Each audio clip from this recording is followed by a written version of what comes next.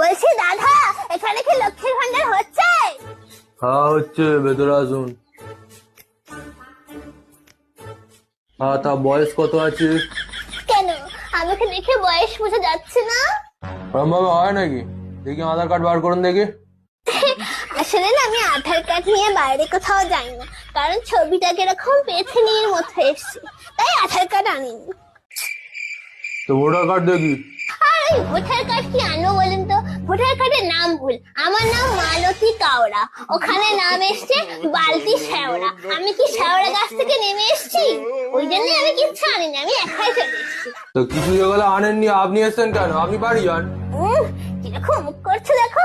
আপনার তো লোকের দুয়ারে দুয়ারে গিয়ে বসা দরকার, এটা দুয়ারে সরকার। দুয়ারে না বসে স্কুলে স্কুলে বসছেন, তাহলে তো স্কুলের সরকার বলতে পারে। যত সব বেশি। বলছি দাদা,